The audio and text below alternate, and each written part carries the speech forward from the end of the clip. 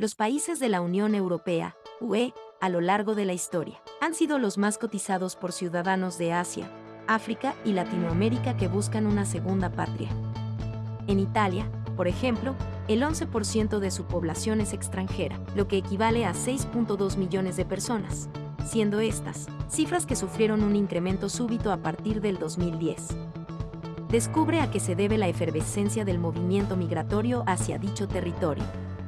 Las personas foráneas en Italia provienen de múltiples naciones, tales como Rumanía, Albania, Marruecos, China, India, Egipto y Brasil.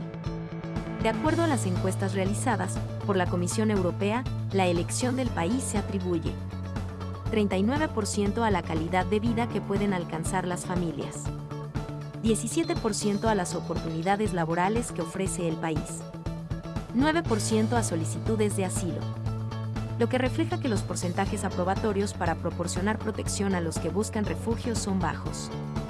De hecho, el Alto Comisionado de las Naciones Unidas para los Refugiados, ACNUR, indica que, en el 2020, nada más el 14% de los casos tuvieron respuestas satisfactorias.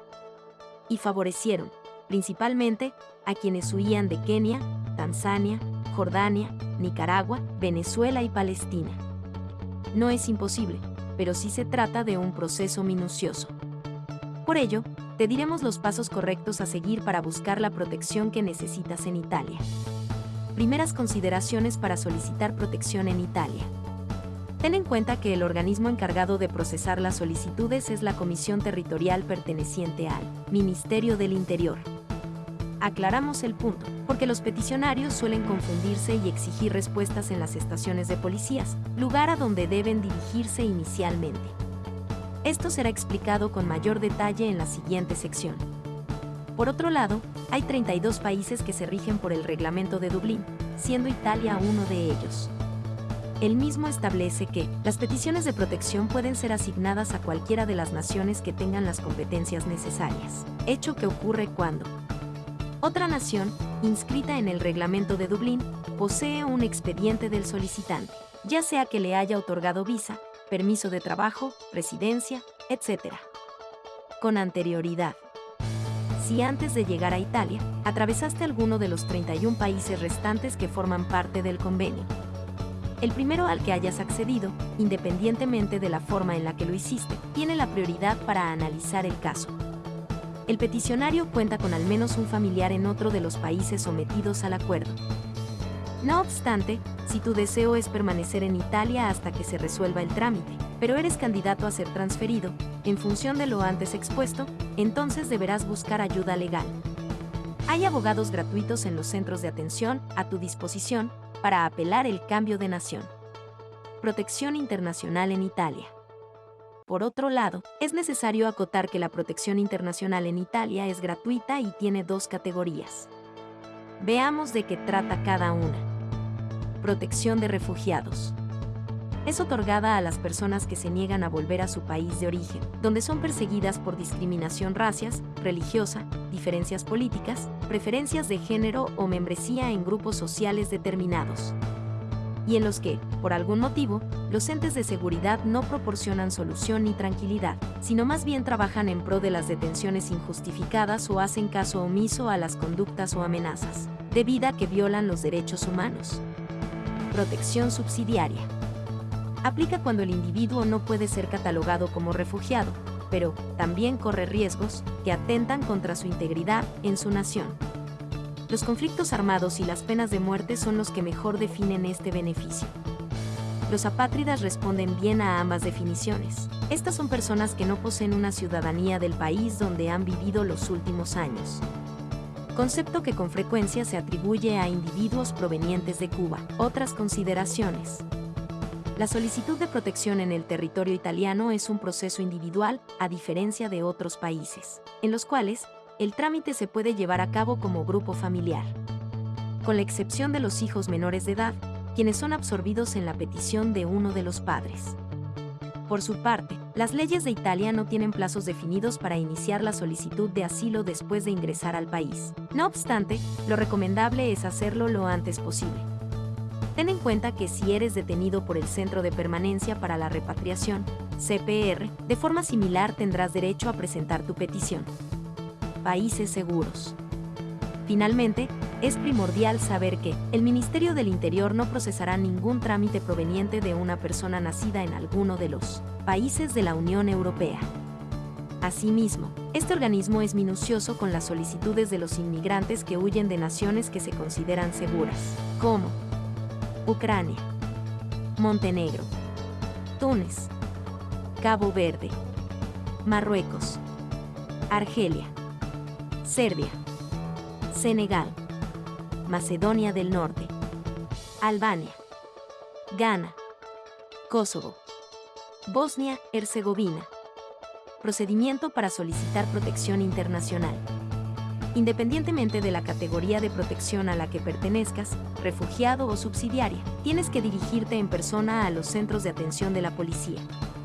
Lo que puedes hacer en la frontera o en cualquier sede autorizada por el Departamento de Inmigración si te encuentras dentro de Italia. Una vez ejecutado lo que se define como la manifestación, los próximos pasos son: paso número 1. Identificación. Cuando anuncies al oficial asignado que requieres protección internacional, él procederá a registrar tus datos personales, tales como nombres, lugar y fecha de nacimiento, parentescos y nacionalidad. Posterior a ello, te tomará varias fotografías y huellas dactilares, lo que también es válido para menores de edad, por encima de los 14 años. El funcionario tiene que validar dicha información para permitirte entrar o continuar en el territorio, lo que no ocurre al instante. Por esta razón, hasta ese momento serás retenido. Si transcurre un mes y todavía no hay certeza de la identificación, serás trasladado a un CPR por un plazo máximo de 180 días. Paso número 2. Presentación de modelo C3. Una vez validados tus datos personales, el policía te hará una serie de preguntas asociadas al grado de instrucción, empleo anterior, creencias religiosas, dirección actual, en caso de estar dentro del territorio, e idiomas manejados. También puede indagar sobre el viaje y las razones para querer protección del país. Si no dominas el italiano, tendrás derecho a un intérprete. Después, aunque no es obligatorio, es propicio que entregues todos los documentos que te identifican y soportan tu entrada al país, como, por ejemplo, pasaporte, boleto de viaje y evidencias de persecución, bajo confidencialidad. Este es también el momento adecuado para informar si sufres patologías graves, limitaciones físicas o traumas psicológicos, si tienes hijos menores de edad o si careces de recursos económicos suficientes para vivir en Italia. El policía, en función de la declaración, podrá brindarte alojamiento en centros de acogida, asistencia médica e incluso presionar para que el caso sea evaluado lo antes posible. Cada punto irá asentado en un oficio, llamado modelo C3, el cual firmarás junto al oficinal y el intérprete, si aplica.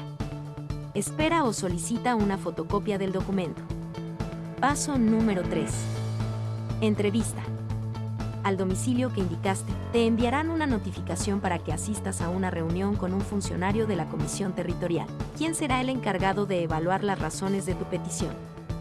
De ahí que, nuevamente, será imprescindible que lleves las evidencias que respaldan la solicitud.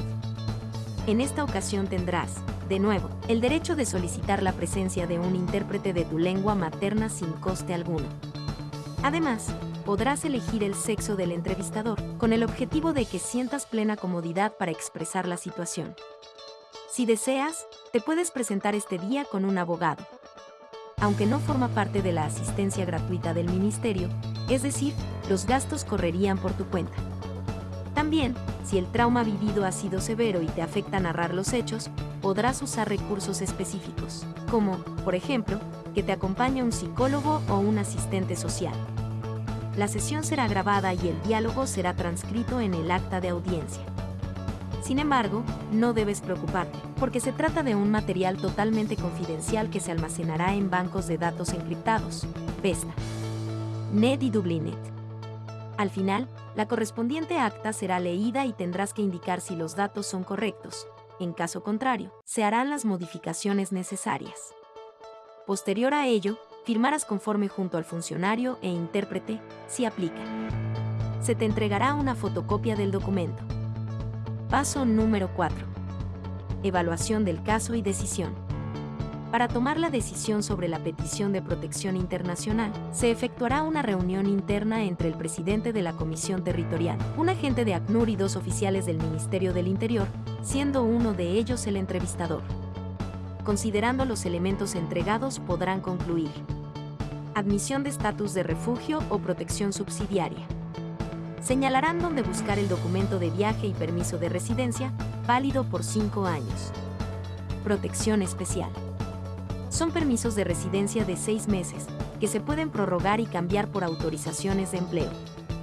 Aplican cuando existen evidencias de violencia doméstica, explotación laboral, catástrofes naturales o condiciones médicas graves.